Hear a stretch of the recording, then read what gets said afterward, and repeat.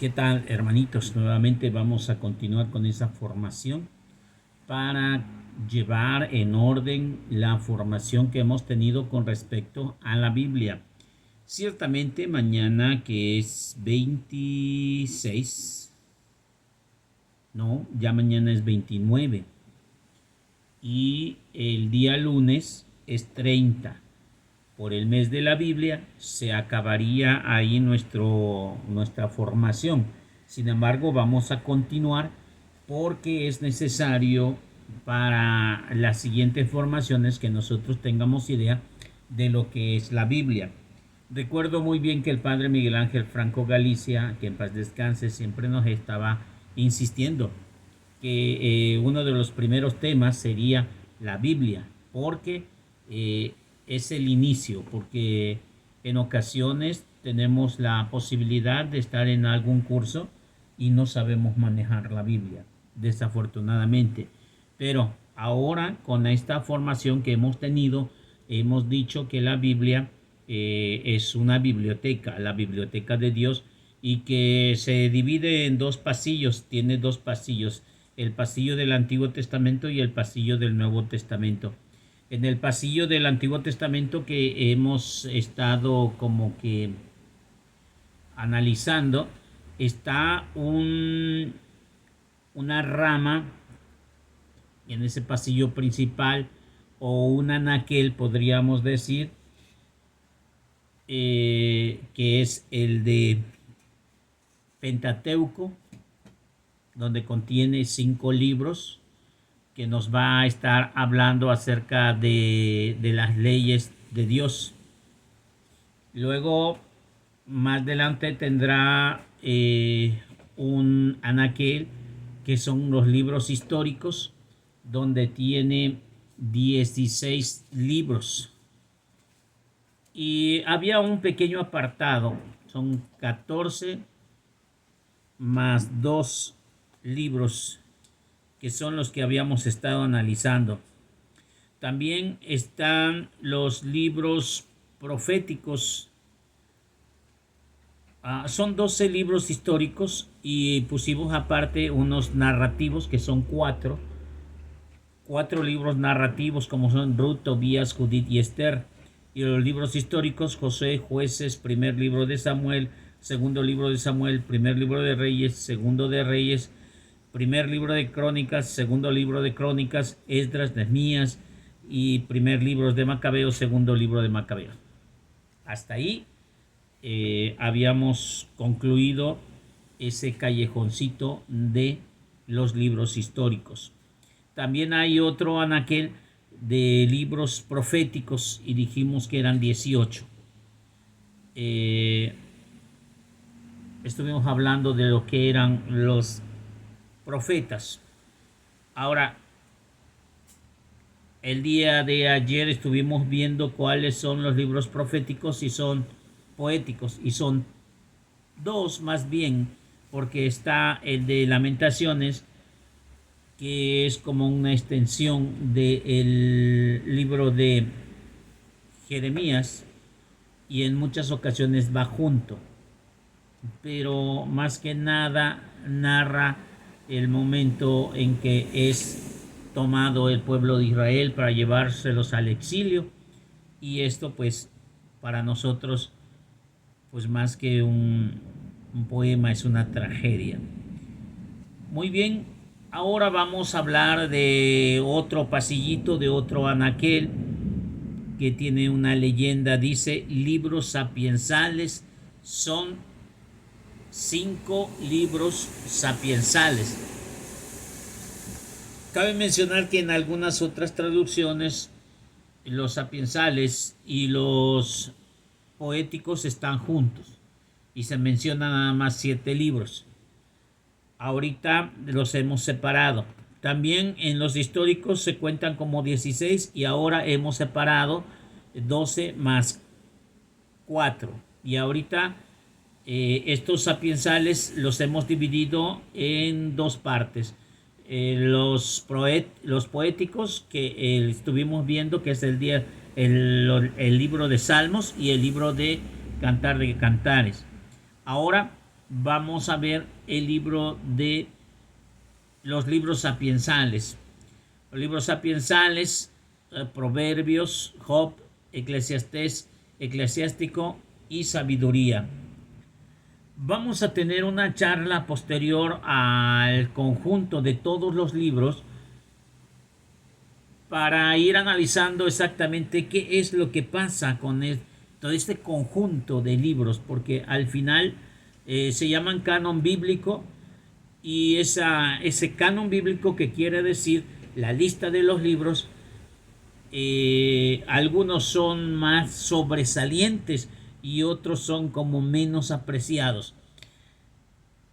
Aunque el primer libro de Timoteo, capítulo 3, verso 16, dice que toda palabra de Dios es inspirada por Dios, que toda escritura es inspirada por Dios. Pero hoy los grandes teólogos protestantes ponen en duda ciertos aspectos. Ya le estaremos hablando más adelante de ello. Ese es como que sería el cierre del tema de la Biblia. Por ahora vamos a continuar con estos libros sapiensales, porque son como que los últimos. Ya hablamos de los proféticos, Isaías, Jeremías, Baruch, carta de Jeremías, Ezequiel, Daniel, Oseas, Joel, Amos, Abdías, Jonás, Miqueas, Nahum, Habacuc, Sofonías, Ageo, Zacarías y Malaquías. Son los profetas, esos ya los vimos. Ya nomás nos quedan por ver estos poéticos o sapiensales, y los hemos dividido. Ahora bien, los libros del Antiguo Testamento es necesario que se vayan entendiendo, discerniendo, porque no basta con decir está escrito en la Biblia. Sí, pero ¿bajo qué contexto? ¿Cuál es el género literario? Porque lo que estamos viendo en ese proceso, como en ese dividir, como esa separación, como esos pequeños bloques, como esos pequeños andenes o callejones, pues es reconocer los géneros literarios. Cuando dice, por ejemplo, ayer que hablábamos de Cantar de Cantares, capítulo 2, verso 7, que tus ojos son de paloma, pues está hablando en un sentido figurado, metafórico. Y eso quiere decir que la Biblia incluye un lenguaje literario, poético, y que no lo vamos a tomar en cuenta como si fuera literal. Una cosa es literal y otra cosa es literario.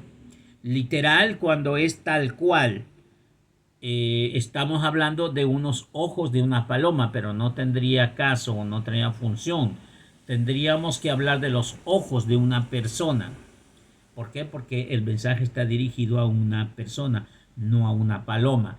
Pero cuando nosotros tomamos en cuenta esa poesía, entonces nos acudimos a esa como investigación de qué es, a qué se refiere los ojos de paloma. Es decir, son unifocales y solamente tiene ojos para su pichón. Es decir, cuando se muere el pichón ya no le interesa más pichones. Ya lo que fue, y los hijos que tuvo.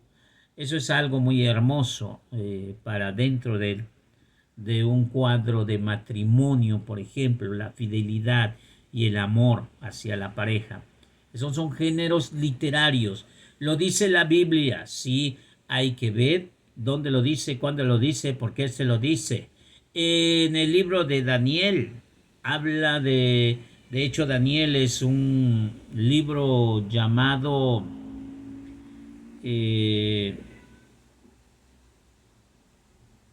apocalíptico, porque nos habla o se trasciende hacia como que el futuro, como está queriendo revelar algo.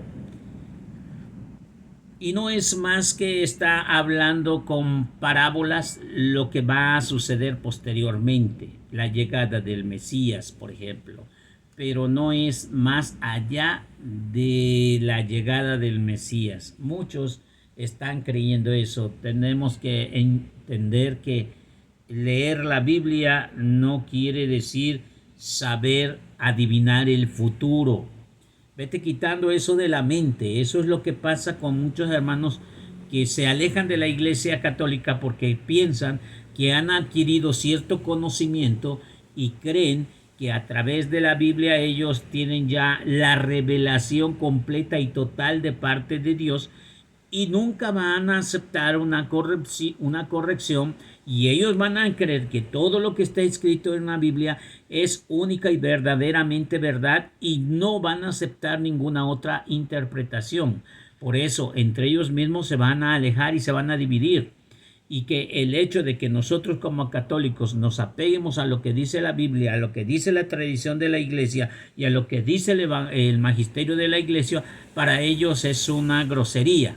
Para ellos es lo que dice el señor pastor acerca de la Biblia, es todo lo que va a creer toda la familia, es todo lo que va a creer todo ese pequeño grupo que se ha gestado.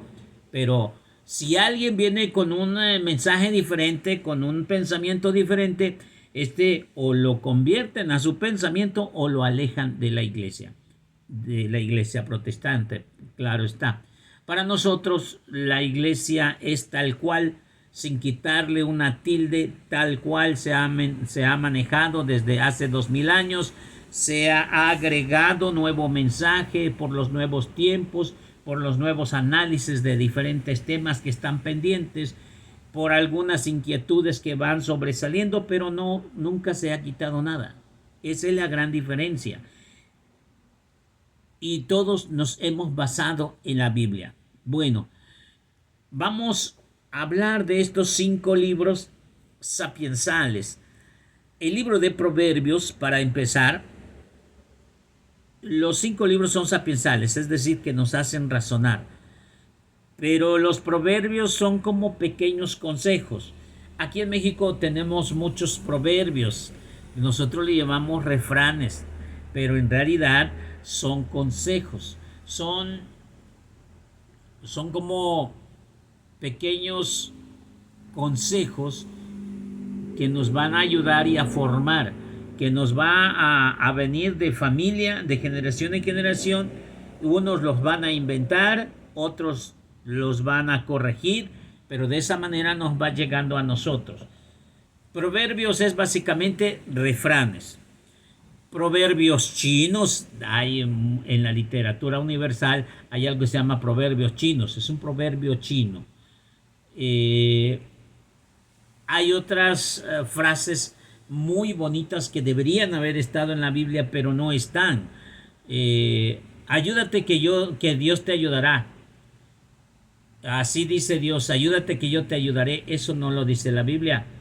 Es un buen refrán. Quién sabe de dónde apareció, pero no es un proverbio, no es un refrán, no es poesía bíblica. Quién sabe de dónde viene. Es una muy hermosa sabiduría. Un proverbio chino: no le des a tu hermano pan, no le des a tu hermano pescado, enséñale a pescar. Muy buena sabiduría, pero no está en la Biblia. ¿Sí? A Dios dispone, el hombre propone y Dios dispone. Ese refrán sí está en la Biblia. Esto está precisamente en Proverbios capítulo 2, verso 16, para que vean que sí están algunos de los que nos han platicado nuestros abuelos, porque esto nos viene de generación en generación y es toda la sabiduría que adquirió el pueblo de Dios allá cuando estuvo preso en el exilio, 850 años preso en Babilonia y en Samaria, que son las colonias donde los centraron principalmente en el país de Babilonia y en el país de Persia.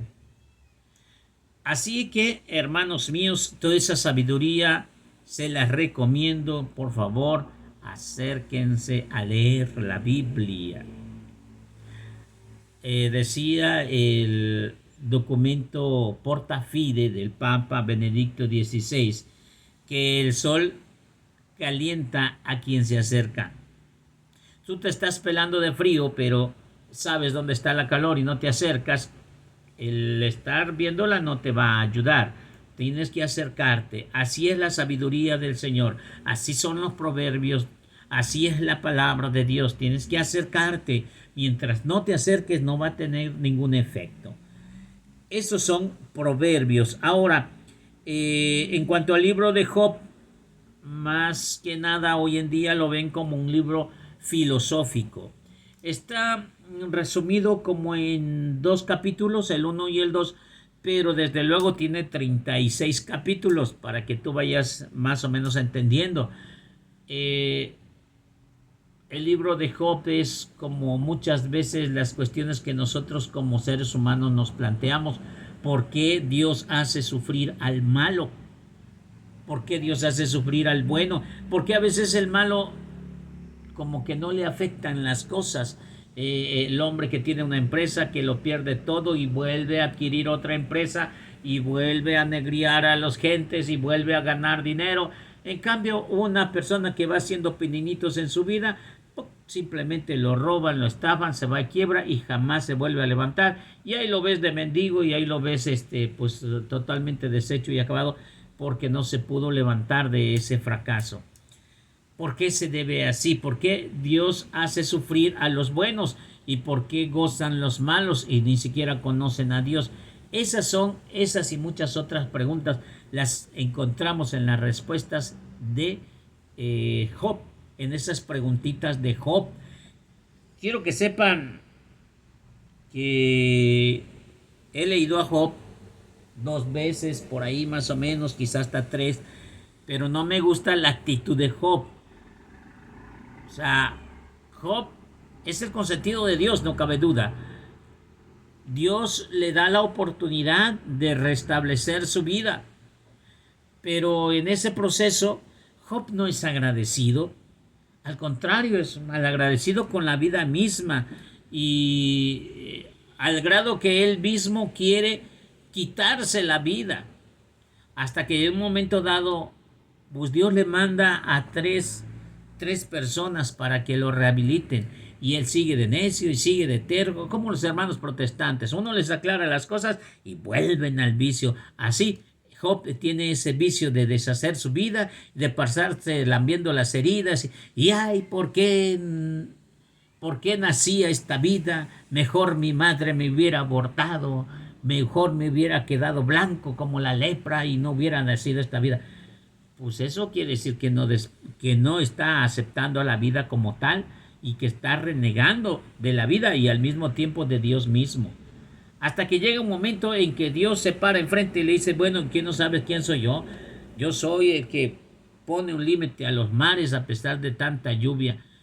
Y eso es lo que está pasando, por ejemplo, en estos tiempos de lluvia. Te vas a dar cuenta que hay lugares que se están inundando, pero es que como tanta cantidad que llega de agua al mar, porque estamos hablando de metros, señor caballero, metros de agua con una corriente, pues que es imposible medirla, tanta cantidad de litros de agua por segundo, más bien serían metros cúbicos de agua corriendo a una velocidad incalculable.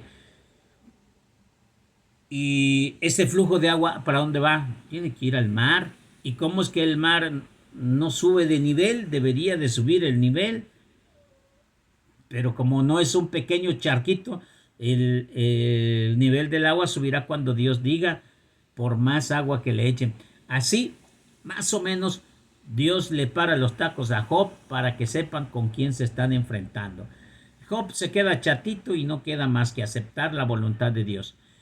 Se los recomiendo, léanlos ustedes mismos porque a lo mejor ustedes tienen mejor interpretación o les gusta mejor que a mí. El libro de Eclesiastés y Eclesiástico son dos libros que se parecen, empiezan igual y terminan diferente. Eclesiastés y Eclesiástico. Eclesiastés será como Coelet, que es el predicador, donde va a estar pues diciendo, solamente tiene como 13 capítulos y va a estar como renegando de Dios. Van a todo es vanidad, todo es vanidad. Igual que Job, empieza a decir que todo es vanidad, que es la vanidad de vanidades. Vanidad de vanidades es la vida, todo es vanidad.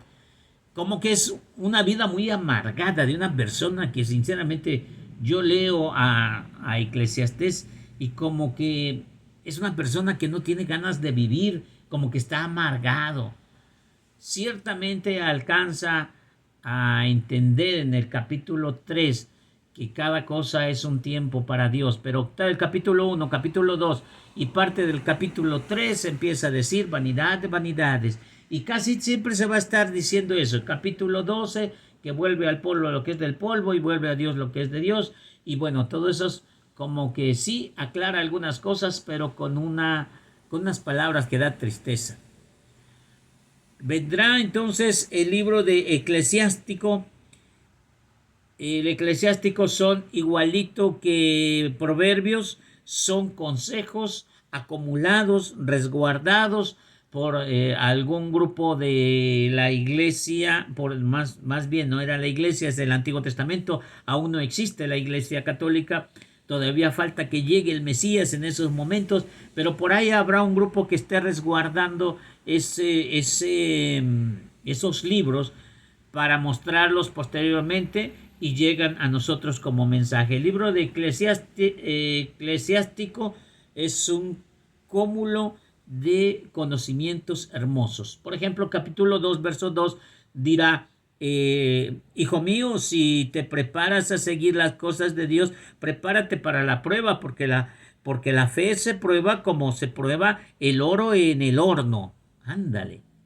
Entonces, seguir a Dios no está tan fácil. Ya Marcos 8:34 nos lo estará diciendo: el que quiera seguirme, que cargue su cruz y me siga. Seguir a Cristo, ¿cuánto cuesta seguir a Cristo? Cuesta muchísimo, pero parte de todo ese conocimiento estaba ya en los libros de sabiduría. Otro libro que mencionar, aparte de Proverbios, Job, Eclesiastés, Eclesiástico y Sabiduría, sería precisamente Sabiduría, escrito por el rey Salomón o adjudicado al rey Salomón, pero que tiene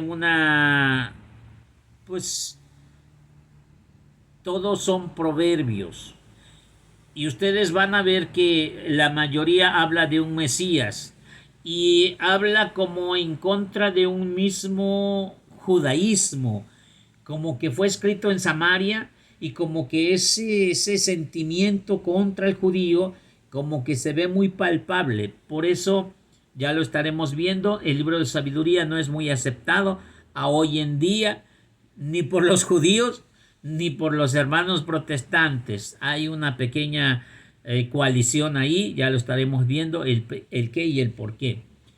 Hasta ahí, hermanos míos, 5 libros sapiensales: Proverbio, Eclesiástico, Eclesiastés, Sabiduría y Job. ¿Vale? Hasta ahí vamos a dejarle para que ustedes tengan conocimiento amplio de lo que hemos estado viendo. Con estos completamos los 46 libros de ese primer callejón que es la biblioteca de la Biblia. En esos anaqueles o estantes hemos recorrido libros pentateucos, libros históricos, libros narrativos, libros poéticos, libros proféticos, libros poéticos. ¿Vale? Hasta ahí. Dios me los bendiga.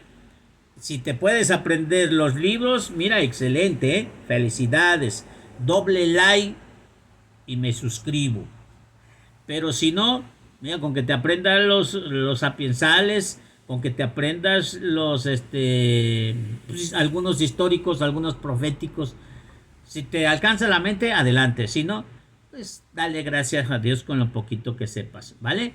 Nos estaremos viendo en el siguiente video para hablarles acerca del otro callejoncito o el otro andén que nos va a hablar del Nuevo Testamento. A Jesús por María, Ave María.